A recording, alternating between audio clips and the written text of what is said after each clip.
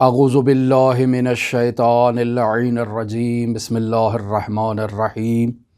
الحمد للہ رب العالمین الصلاة والسلام علی اشرف الانبیاء والمرسلین وعلی آلہ الطیبین الطاہرین المعصومین الذین اذہب اللہ عنہم الرجس وطہرہم تطہیرا اما بعد۔ ہماری آپ کے ساتھ گفتگو عرفان اسلامی کے موضوع پر جاری تھی اور ہم آپ کی خدمت میں عرفان اسلامی کا مختصر تعارف پیش کر رہے تھے، اور ہم نے آپ سے یہ وعدہ کیا تھا کہ ہم آج کے دن آپ کی خدمت میں عرفان اسلامی اور تصوف کے درمیان پائے جانے والے رابطے کا تذکرہ کریں گے اور آپ کو بتائیں گے کہ کیا عرفان اسلامی جو درست عرفان اسلامی ہے، صحیح عرفان اسلامی ہے، کیا اس عرفان اسلامی کی تعلیمات صوفیزم سے متاثر ہیں اور کیا وہاں سے حاصل کی گئی ہیں؟ جیسا کہ مشہور و معروف ہمارے معاشرے میں یہی ہے، اور بالخصوص بعض شیعہ علماء کی جانب سے ہمارے جو بزرگان ہیں، جو علماء علم عرفان ہیں، ان کے اوپر یہ اعتراض کیا جاتا ہے کہ یہ صوفی ہیں۔ اس سوال کا ہم جائزہ لینے سے پہلے آپ کی خدمت میں ایک مقدمہ سب سے پہلے پیش کرنا مناسب سمجھیں گے کہ عرفان اور تصوف میں آپس میں رابطہ کیا پایا جاتا ہے۔ اس وضاحت کو بیان کرنے کا مقصد، بنیادی مقصد یہی ہے کہ ہمارے معاشرے میں صوفیزم کی مذمت کی جاتی ہے اور معاشرے میں صوفیت کا اور صوفی کا ایک منفی کانسیپٹ لوگوں کے اذہان عالیہ میں پہلے سے موجود ہے۔ یعنی اگر آپ معاشرے میں کسی شخص کو صوفی کہیں تو وہ ناراض ہوگا، اور اگر آپ کسی شخص کو عارف کہیں تو وہ خوش ہوگا۔ اس سے یہ بات واضح طور پر معلوم ہوتی ہے کہ معاشرے میں لوگ صوفی کہلانا پسند نہیں کرتے، جبکہ عارف کہلانا پسند کرتے ہیں۔ یہ بات واضح ہو جاتی ہے کہ فقہائے اعظام کے لیے کلمہ صوفی اگر استعمال کیا جائے تو یہ کلمہ ان کے لیے استعمال کرنا قابل قبول نہیں۔ بنیادی وجہ اس کی کیا ہے؟ اس کی بنیادی وجہ یہ ہے کہ اگر آپ کسی مجتہد کو، کسی عارف کو صوفی کہیں گے تو لوگ آپ سے یہ کہیں گے کہ بھائی آپ اس مجتہد کی توہین کیوں کر رہے ہو، کیوں اس کی تذلیل کر رہے ہو معاشرے میں؟ یعنی ہمارا معاشرہ کلمہ صوفیت کسی عام شخص کے لیے اور کسی مجتہد کے لیے تعریف نہیں بلکہ تنقیص شمار کرتا ہے، برائی شمار کرتا ہے، اور ناراض ہو جاتا ہے کہ بھئی آپ ہمیں صوفی کیوں کہہ رہے ہو؟ آپ ہمیں عارف کہہ دو، آپ ہمیں زاہد کہہ دو، آپ ہمیں متقی کہہ دو، پرہیزگار کہہ دو، لیکن ہمیں صوفی کے نام سے کیوں مخاطب قرار دے رہے ہو؟ پس ابتدائی طور پر یہ معلوم ہو چکا کہ ہمارے معاشرے میں کلمہ صوفی ایک مثبت معنی نہیں رکھتا ہے۔ لوگ اس معنی سے ایک اچھی یادداشت اپنے ذہنوں میں منتقل نہیں کرتے ہیں۔ اسی بنیاد پر معاشرے میں بہت کم لوگ ایسے ہیں جو خود کو صوفی کہلانا پسند کریں گے، جبکہ اگر آپ انہیں زاہد، متقی، پرہیزگار یا کسی قسم کا بھی ٹائٹل دے دیں تو وہ اسے بخوبی قبول کر لیں گے۔ دوسرا مطلب جو بطور مثال میں آپ کی خدمت میں بیان کرنا چاہوں، اور اس مثال سے پہلے جس مطلب کی طرف اشارہ کرنا چاہوں، وہ مطلب در واقع یہ ہے کہ حقیقت امر اس کے برعکس ہے۔ یعنی تصوف حقیقت میں علم عرفان ہے اور عرفان حقیقت میں صوفیزم ہے۔ یعنی ایک ہی حقیقت کے دو مختلف نام رکھے گئے ہیں، ایک نام صوفی ہے، تصوف ہے، صوفیزم ہے، اور دوسرا نام عرفان ہے، عارف ہے، اور اس سے مترادف مشتقات جو ہیں اسی مادے سے وہ استعمال کیے جاتے ہیں۔ پس اگر حقیقت بیان کی جائے اور حقیقت امر کی طرف اشارہ کیا جائے تو حقیقت میں تصوف اور عرفان میں کسی قسم کا کوئی فرق نہیں پایا جاتا۔ تمام وہ اعمال جو صوفی انجام دیتے ہیں عین وہی اعمال ہمارے عرفا انجام دیتے ہیں، اور جو کام ہمارے عرفا کرتے ہیں عین وہی اعمال اور وہی رفتار ہمارے صوفیاء کرام بھی اپناتے ہیں۔ یعنی تاریخ تشیع میں جو افراد شریعت مقدسہ مطہرہ اسلامیہ پر شدت سے عمل کرتے ہیں اور شدت سے شریعت مقدسہ مطہرہ اسلامیہ کی پاسداری کرتے ہیں، پابندی کرتے ہیں، شریعت پر عمل کرتے ہیں، انہیں تاریخ اسلام میں صوفی کہا جاتا ہے۔ اگر تاریخ کو کھنگالا جائے اور تاریخ کا جائزہ لیا جائے تو اس مطلب کو آپ بخوبی مشاہدہ کریں گے۔ ہمارے معاشرے میں بھی ایک چیز ہم نے مشاہدہ کی کہ اگر کوئی شخص ضرورت سے زیادہ دعاؤں کی طرف رغبت اختیار کرے، زیادہ ذکر و اذکار کرے، زیادہ خداوند متعال کی عبادت میں اپنے وقت کو بسر کرے اور صرف کرے، تو ایسے شخص کو عابد بھی کہا جاتا ہے، ایسے شخص کو زاہد، متقی، پرہیزگار بھی کہا جاتا ہے۔ اور اسی شخص کو بسا اوقات اگر علماء میں ہوں تو علماء اسے مولانا مفاتی کے نام سے بھی یاد کر لیتے ہیں کہ یہ ایسے مولانا ہیں جن کے ہاتھ میں ہر وقت مفاتیح الجنان موجود ہوتی ہے۔ اگر آپ چلے جائیں اسی طرف تاریخ اسلام میں، تو تاریخ اسلام میں ایسے شخص کو جو زیادہ شریعت مقدسہ مطہرہ اسلامیہ کی پاسداری کرتا ہے، اس پر سختی سے کاربند رہتا ہے، ایسے شخص کو تاریخ میں صوفی کہا جاتا ہے۔ میں 2-3 مثالیں آپ کی خدمت میں پیش کرتا چلوں کہ ہمارے ایک بہت ہی بزرگ عالم دین شہید ثانی موجود ہیں کہ جنہوں نے ہماری ایک نایاب کتاب لمعہ کے اوپر حاشیہ لگایا اور شرح لمعہ کے عنوان سے ایک نایاب کتاب جامع بشریت تشیع کو عطا کی، اور آج تک یہ کتاب حوزہ علمیہ میں پڑھائی جاتی ہے، اور تنہا ایسی کتاب حوزہ علمیہ میں جو پڑھائی جانے والی ہے جس میں فقہ تشیع کا مکمل سلیبس اور مکمل نصاب ہے۔ لیکن نہایت افسوس کی بات ہے کہ آج کل حوزہ علمیہ میں اور بالخصوص غیر ایرانی علماء کے لیے یہ ایک آفت کی حیثیت رکھتی ہے کہ انہیں یہ کتاب مکمل نہیں پڑھائی جاتی، بلکہ اس کے خلاصے اور جزوے انہیں پڑھائے جاتے ہیں، جو ایک بہت بڑا ظلم ہے تشیع کے ساتھ کہ جو نہیں ہونا چاہیے۔ تو یہ جو شہید ثانی بزرگوار ہیں، ان کی حیات کا اگر مطالعہ کریں تو ان کی زندگی میں یہ مطلب ملتا ہے کہ کانا یمیل الی التصوف، کہ یہ وہ بزرگوار عالم دین ہیں کہ جو تصوف کی طرف مائل تھے۔ تو سوال یہ پیدا ہوتا ہے کہ کیا یہی تصوف جس کی ہم گفتگو کر رہے ہیں، جس کی معاشرے میں مذمت کی جاتی ہے، کیا اس تصوف کی طرف مائل تھے؟ نہیں، بلکہ کان یمیل الی التصوف سے مراد یہ تھی کہ وہ شدت سے شریعت مقدسہ مطہرہ اسلامیہ کی پاسداری کرتے تھے اور اس پہ عمل کرتے تھے۔ شہید اول جن کی کتاب لمعہ ہے، جس کے اوپر شہید ثانی نے حاشیہ لگایا ہے، وہ شہید اول بھی اپنے معاشرے میں صوفی کے عنوان سے معروف تھے۔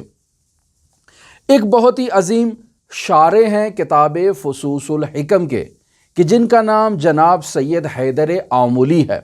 یہ سید حیدر آمولی بھی اپنے معاشرے میں اور اپنے دور میں اور اپنے وقت میں صوفیت کے عنوان سے اور تصوف کے عنوان سے شہرت رکھتے تھے۔ فخر المحققین جو ایک نایاب مجتہد ہیں، ایک عظیم المرتبت مجتہد ہیں، یہ سید حیدر آمولی کے لیے جب اجازہ تحریر کرتے ہیں تو ان کے لیے اس عبارت کو اس اجازے میں تحریر فرماتے ہیں کہ سید حیدر آمولی گو کہ میرے شاگرد ہیں، لیکن میں نے ان کی استادی کی نسبت ان کی شاگردی میں زیادہ استفادہ کیا ہے، یعنی میں نے سید حیدر آمولی سے زیادہ فیض حاصل کیا ہے بنسبت اس کے کہ میں اپنا فیض ان تک منتقل کروں۔ لہٰذا فخر المحققین اپنے اس شاگرد سید حیدر آمولی کے لیے جب تحریر کرتے ہیں تو یہ عنوان ان کے لیے تحریر کرتے ہیں اور یہ لقب انہیں عطا کرتے ہیں کہ زین العابدین ثانی، یعنی حضرت امام زین العابدین جو زین العابدین ہیں اور عابدین کی زینت ہیں، یہی زین العابدین ثانی کا لقب سید حیدر آمولی کو فخر المحققین عنایت کرتے ہیں۔ پس وہ بھی اپنے دور میں اور اپنے معاشرے میں صوفیت کے عنوان سے معروف تھے۔ لہٰذا اگر ہم اسی تمام اپنی بحث کو خلاصے کے طور پر آپ کی خدمت میں پیش کرنا چاہیں تو اب تک ہم آپ کی خدمت میں جو علم عرفان کا تعارف کروا چکے، ہم نے آپ کی خدمت میں علم عرفان کی تقسیم کی، عرفان نظری اور عرفان عملی کے چیپٹر میں، اور بیان کیا کہ عرفان نظری میں آئیڈیالوجی پیش کی جاتی ہے، توحید کی ابحاث پیش کی جاتی ہیں، اور باقاعدہ برہانی طور پر خداوند متعال کی معرفت اور شناخت کروائی جاتی ہے، خداوند متعال کے اسماء و صفات کی معرفت اور شناخت کروائی جاتی ہے، خداوند متعال کا اور مخلوق کا رابطہ بیان کیا جاتا ہے، اور انسان کامل جو خداوند متعال کی مخلوقات میں شاہکار مخلوق ہے اس کا تعارف کروایا جاتا ہے۔ یہ تمام ابحاث جو ہیں وہ عرفان نظری میں بیان کی جاتی ہیں، اور عرفان نظری کی جتنی بھی ابحاث ہوں، ان ابحاث میں جو شخص مہارت رکھتا ہو، اس شخص کو تاریخ تشیع میں عارف کے عنوان سے یا محقق کے عنوان سے یاد کیا جاتا ہے۔ لیکن وہ شخص کہ جو اسی عرفان نظری کی مباحث کو باقاعدہ اپنے وجود میں جاری کرے، باقاعدہ ان کا عملی طور پر پیروکار ہو اور ان کا عملی مجسمہ بنے، ایسے شخص کو ہمارے معاشرے میں تاریخ میں صوفی کہا جاتا ہے۔ لہٰذا آج بھی اگر آپ مشاہدہ کر لیں تو عین اسی مطلب کو حضرت امام خمینی رحمۃ اللہ علیہ باقاعدہ اپنی کتاب فلسفہ امام خمینی میں جلد نمبر 2 صفحہ نمبر 157 پہ اسی مطلب کو بیان کرتے ہیں۔ وہاں امام خمینی اسی تعریف کو اور اسی مطلب کو بیان کرنے کے بعد یہ مطلب لکھتے ہیں کہ متخصص عرفان نظری کو عارف کہا جاتا ہے، یعنی جو شخص عرفان نظری میں مہارت رکھتا ہے اسے عارف کہتے ہیں، اور جو شخص اس عرفان نظری پر عمل کرتا ہے اور اسے مرتبہ عقل سے مرتبہ قلب میں لے کر آتا ہے اور منتقل کرتا ہے اور اسے اپنے قلب میں جاری کرتا ہے، اس شخص کو حقیقت میں صوفی کہا جاتا ہے۔ عین یہی عبارت آپ علم اخلاق سے متعلق بھی بیان کر سکتے ہیں کہ جو شخص اخلاق نظری کو پڑھ چکا ہے، برہانی طور پر اخلاقیات کو خوب جانتا ہے، اچھی طرح سے جانتا ہے، ایسے شخص کو آپ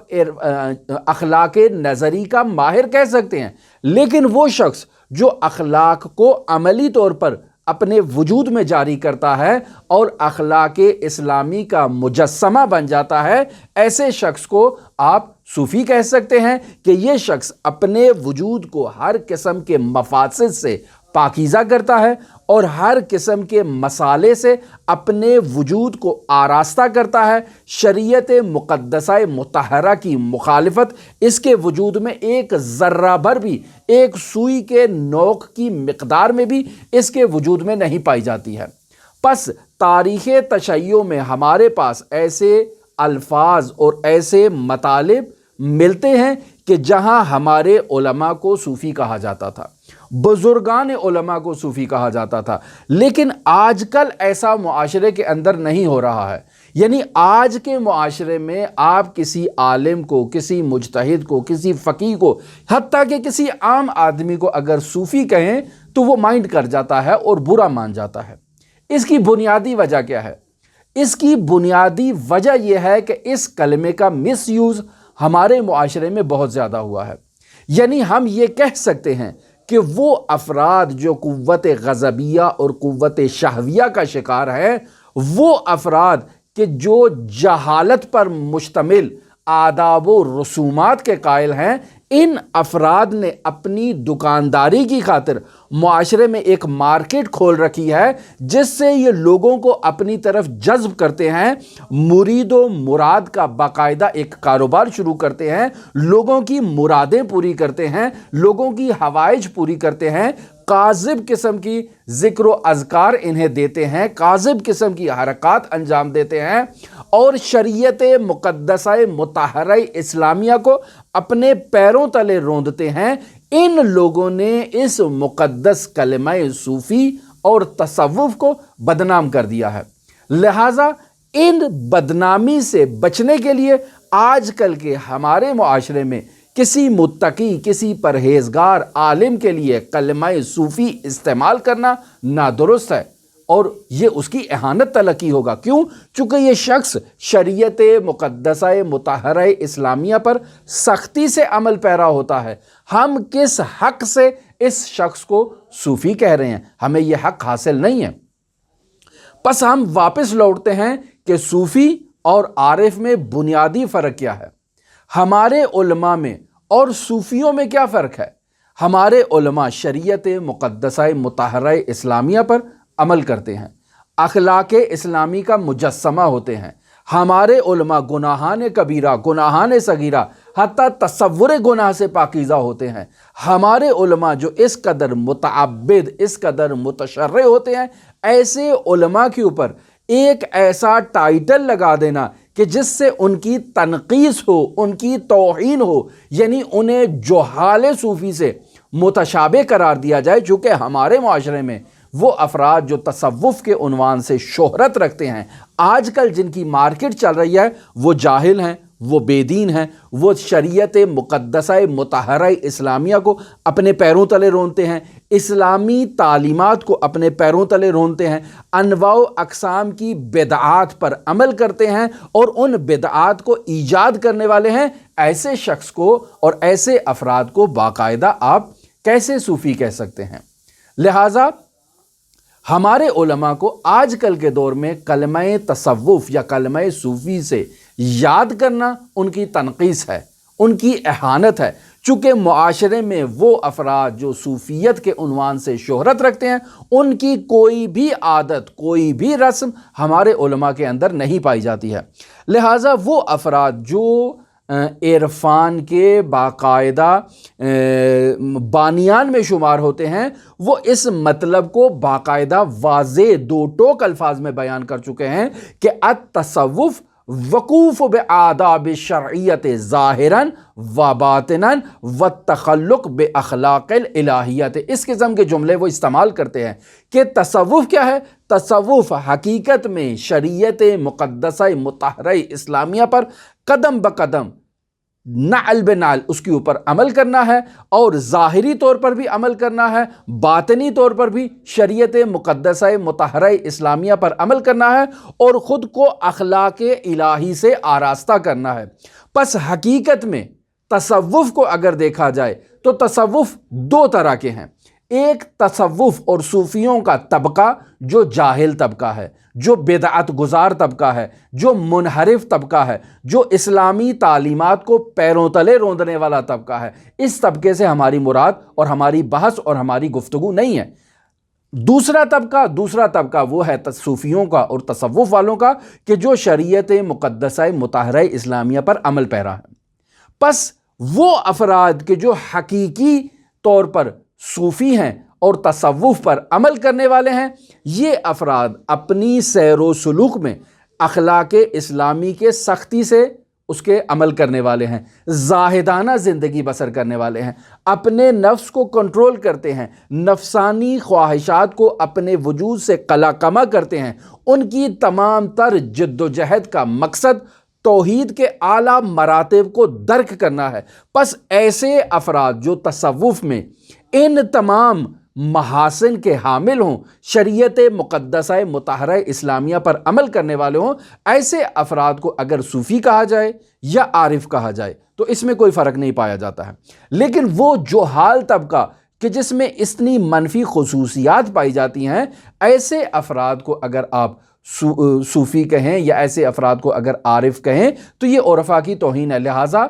हमारे मराजे तकलीद और बुज़ुर्ग उलमा के ऊपर इसी वजह से इस टाइटल को इस्तेमाल नहीं किया जाता और आम शख्स, एक आम आदी शख्स भी इस टाइटल को अपने ऊपर इस्तेमाल करने के हक़ में नहीं है। और उसकी बुनियादी वजह यह है कि इस टाइटल का बहुत गलत इस्तेमाल हमारे माशरे में आजकल भी ہوتا ہے اور ہو رہا ہے، لہٰذا یہ ٹائٹل اب بدنام ہو چکا ہے۔ ہم قطعی طور پر سختی سے اس کی آج تک جتنے افراد نے ہم سے سوال کیا ہے ہم مخالفت کرتے ہیں کہ ہمارے علماء ہرگز صوفی نہیں ہیں، چونکہ صوفی کا ایک غلط نظریہ اور ایک غلط مفہوم ہمارے معاشرے میں رائج ہے۔ ہمارے علماء شریعت پر عمل کرنے والے ہیں، ہمارے علماء اسلامی تعلیمات، اخلاق اسلامی اور ہر قسم کی جو تعلیمات نبوی ہیں ان پر سختی سے عمل کرتے ہیں، اور اس قدر شدت سے زاہدانہ زندگی بسر کرنے والے ہمارے علماء ہیں کہ ان کے اوپر ایک ایسا ٹائٹل دے کر ان کی توہین کرنا یہ کسی صورت میں بھی جائز نہیں ہے، بلکہ یہ حرام ہے۔ اب ہم آتے ہیں اپنی ذاتی رائے آپ کی خدمت میں پیش کرنے سے پہلے میں آگے اس مطلب کو ایک اور سوال کا جواب آپ کی خدمت میں پیش کر دوں، پھر میں اپنی ذاتی رائے اس مسئلے میں آپ کی خدمت میں پیش کرتا ہوں۔ ایک نظریہ اور ایک اور سوال جو اسی چیپٹر میں اور اسی باب میں ہم سے کیا جاتا ہے وہ یہ ہے کہ بہت ساری شیعہ کتابوں میں ایسی روایات حضرات ائمہ معصومین علیہم الصلاۃ سے نقل ہیں کہ جن روایات میں صوفی تصوف اور ان طائفوں کی مذمت کی گئی ہے، اور انہیں معاشرے کا ایک بدنام گروہ اور ایسا گروہ کہ جو متنفر ہے ائمہ معصومین علیہم الصلاۃ کی نظر میں اور ان سے نفرت کا اظہار کیا گیا ہے، اس گروہ کی مذمت پر مشتمل روایات موجود ہیں۔ آپ ان روایات کا کیا کریں گے؟ عزیزان محترم، اگر آپ ہمارے منابع روائی کو اٹھا کر دیکھیں تو ہمارے منابع روائی میں بہت ساری ایسی روایات موجود ہیں کہ جن پر ہمارے علماء عمل نہیں کرتے ہیں، جن روایات کی ضعف کے اوپر، ضعف سندی کے اوپر، ضعف متنی کے اوپر علماء کو یقین ہوتا ہے۔ یہ روایات جو تصوف کی مذمت سے متعلق ہیں، 12 روایات ہیں یا 13 روایات ہیں، ان روایات کے بارے میں اگر تحقیق پیش کی جائے، بخوبی ان کا جائزہ لیا جائے، تو یہ تمام کی تمام روایات جن میں صوفیوں کو لشکر یزید سے بھی بدتر قرار دیا گیا ہے، اور یہ کہا گیا ہے کہ لشکر یزید نے امام حسین علیہ السلام کے اصحاب کے جسدہائے مطہر کو تو شہید کر دیا، لیکن ان کے عقیدے کو اور ان کے نظریے کو ان سے نہیں چھین سکا۔ لیکن صوفی طبقہ ایک ایسا طبقہ ہے جو لوگوں کے پاکیزہ عقائد کو ان سے چھین لیتا ہے، لہٰذا یہ لشکر یزید سے بھی بدتر ہے۔ یا اس قسم کی دوسری روایات بعض علماء نقل کرتے ہیں، اور عرض کر چکا کہ یہ 12 یا 13 روایات ہیں، اور یہ تمام کی تمام روایات 1373 ہجری کے لگ بھگ جو ہے نا یہ باقاعدہ جعل کی گئیں، جعلی سند کے ساتھ، جعلی متن کے ساتھ، بعض دوسری روایات کو مکس کر کے ان کا ایک نچوڑ بنایا گیا، اور انہیں ایک نایاب کتاب بے عنوان حدیقۃ الشیعہ اس کے اندر اضافہ کیا گیا۔ یہ ایک نظریہ ہے جو بعض محققین نے پیش کیا ہے، اور وہ فرماتے ہیں کہ یہ تمام کی تمام روایات جعلی ہیں، کاذب ہیں، اور پھر وہ اس کی دلیل پیش کرتے ہیں کہ یہی روایات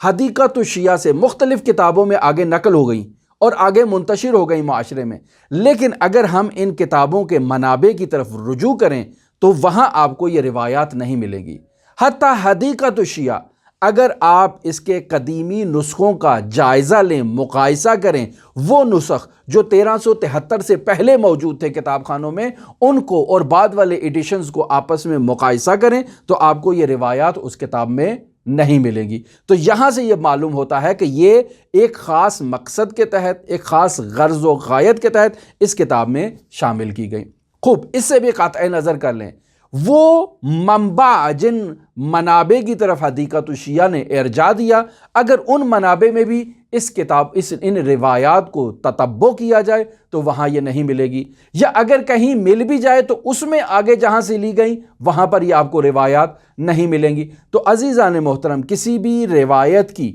جو جانچ پڑتال کا کام جو محققین کے ذمے ہے، اور محققین ان کی درست اور عدم درست ہونے کی جو تحقیق کرتے ہیں اور جانچ پڑتال کرتے ہیں، وہ بخوبی ان مطالب سے بخوبی آشنا ہے، بخوبی واقف ہیں کہ روایات کی جانچ پڑتال کرنے میں اور ان کی سند کو اور متن کو ائمہ معصومین علیہم الصلاۃ والسلام پر منتہی کرنے کے لیے کن مقدمات کی اور کن مراحل سے گزارنے کی ضرورت ہے۔ اور یہ محققین جو ان روایات کے جعلی اور کاذب ہونے کے مدعی ہیں، وہ کہتے ہیں کہ اگر آپ ان تمام روایات کا بخوبی جائزہ لیں تو آپ کو معلوم ہو جائے گا کہ تمام کی تمام یہ روایات جعلی ہیں، کاذب ہے، باقاعدہ ایک خاص ہدف کے ساتھ گھڑی گئیں، جعل کی گئیں اور پھر انہیں منابع شیعہ میں داخل کیا گیا۔ خلاصہ بحث میں آپ کی خدمت میں عرض کرتا چلوں کہ عرفان اور تصوف میں بہت شباہت پائی جاتی ہے۔ جیسے شیعوں کے درمیان مختلف فرقے ہیں، مثلا زیدیہ ہے، مثلا اسماعیلیہ ہے، مثلا واقفیہ ہے، اور اس کے علاوہ جتنے بھی فرق ہیں، اگر آپ ان کی آئیڈیالوجی اور ان کی تعلیمات کو اٹھا کر دیکھ لیں تو ان میں بہت ساری چیزیں آپ کو ایسی مشترکات مل جائیں گی۔ اسی طرح مکاتب اسلامی میں اگر آپ مشترکات کا جائزہ لینا چاہیں، اور الحمدللہ ہم آج کل ہفتہ وحدت میں ہیں اور تمام مکاتب اسلامی مل جل کر رسول خدا صلی اللہ علیہ وآلہ وسلم کی ولادت باسعادت کا جشن منا رہے ہیں اور اس بات کا اظہار کر رہے ہیں کہ ہمارے اسلامی طبقات میں اور اسلامی مکاتب فکر میں بہت سے مشترکات پائے جاتے ہیں۔ تو جب اسلامی مکاتب فکر میں بہت سارے مشترکات ہیں تو اسی طرح سے باقاعدہ عرفاء اور تصوف میں بہت سارے مشترکات پائے جاتے ہیں۔ یعنی یہ جو آپ معاشرے میں صوفی دیکھ رہے ہیں، جو صوفیت جہال کے عنوان سے مشہور ہیں، جن کا نام رکھتے ہوئے لوگ خود کو پسند نہیں کرتے ہیں، ان کے درمیان اور عرفاء کے درمیان بہت ساری چیزیں مشترک پائی جائیں گی۔ لیکن اس مشترکات کا یہ مطلب نہیں ہے کہ آپ اگر ان کی مذمت کر رہے ہیں تو آپ عرفاء کی بھی مذمت کریں، یہ قطعاً اس کا یہ نتیجہ نہیں ہے۔ اور اگر کوئی شخص ایسا نتیجہ پیش کرنے کی کوشش کرتا ہے تو وہ جاہل ہے، ولو وہ لباس مقدس روحانیت سے خود کو آراستہ کیے ہوئے اور مزین کیے ہوئے کیوں نہ ہو۔ یہ ایک مطلب جو ہے نا وہ بیان کرتے چلیں۔ دوسرا مطلب جسے ہم آپ کی خدمت میں بیان کرتے چلیں وہ یہ ہے کہ صوفی مکتبہ فکر میں بہت سی ایسی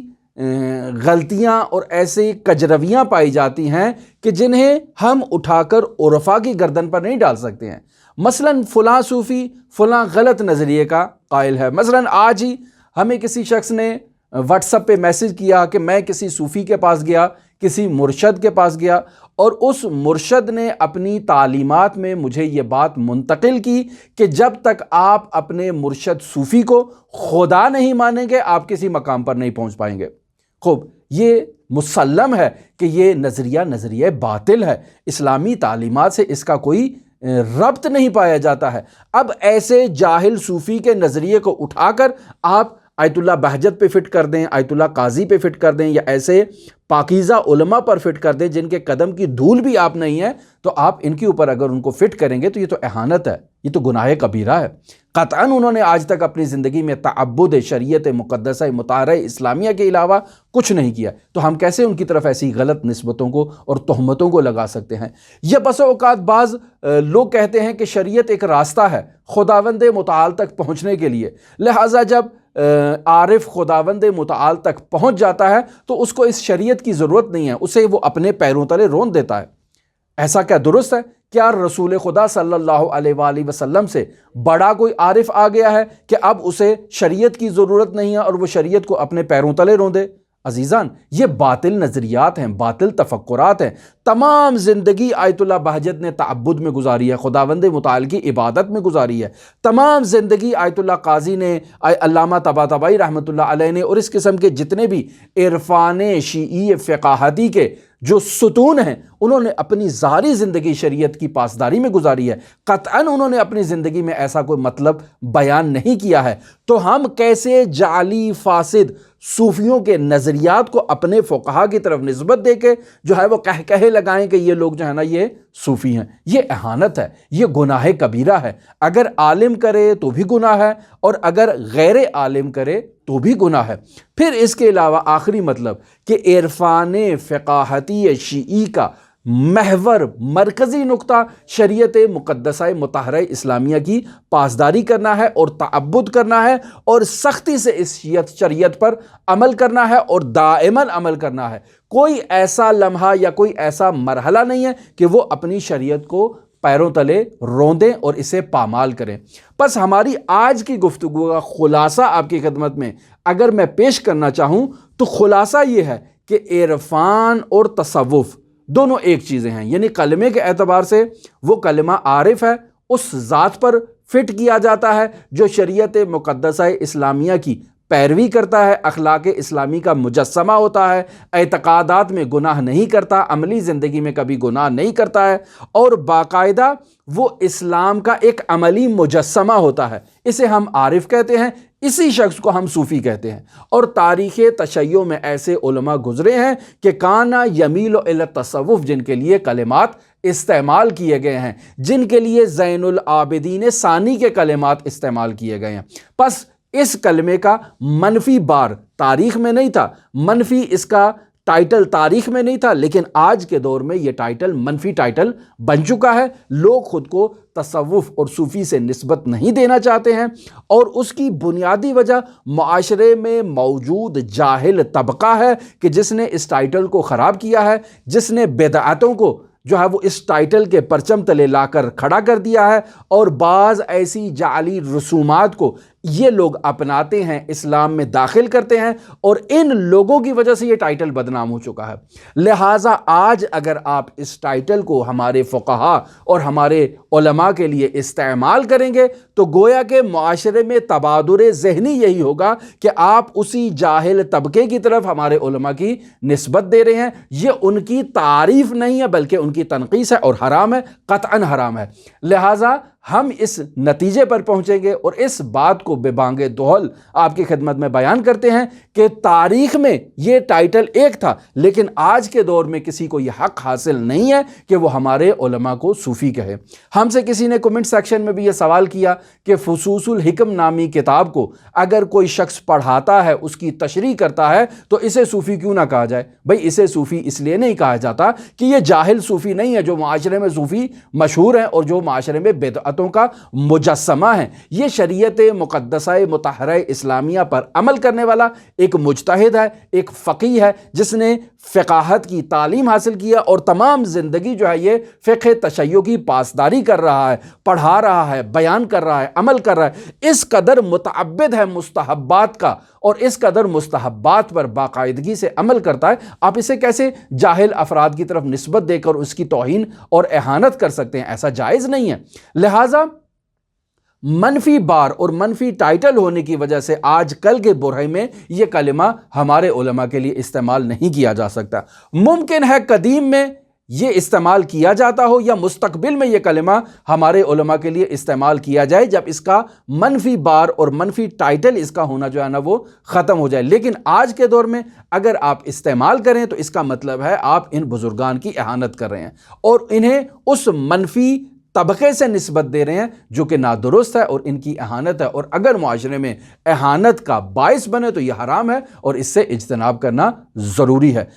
یہ ہماری وہ تمام گفتگو تھی۔ البتہ یہاں ایک بحث رہ گئی کہ بعض لوگ اس کلمے کے اوپر کافی جو ہے وہ اپنا ٹائم لگا دیتے ہیں کہ کلمہ صوفی کس پر اطلاق کیا جاتا ہے، آیا یہ صوف سے ہے یا صوف سے نہیں ہے، آیا اصحاب صفہ سے ہے یا اصحاب صفہ سے نہیں ہے۔ یہ ایک الگ بحث ہے کہ اس بحث میں ہم داخل نہیں ہونا چاہتے۔ لب مطلب میں نے آپ کی خدمت میں بیان کر دیا، مرحوم امام خمینی رحمۃ اللہ علیہ کی نظر بھی بیان کر دی کہ وہ افراد جو عرفان نظری پہ کاربند ہیں، پختہ ہیں، عرفان نظری کو انہوں نے اپنے نزدیک برہانی طور پر حاصل کر لیا ہے، ان افراد کو ہمارے معاشرے میں عارف اور محقق کہا جاتا ہے، اور وہ افراد جو عرفان عملی پر شدت سے پاسداری کرتے ہیں اور انہی تعلیمات کو اپنے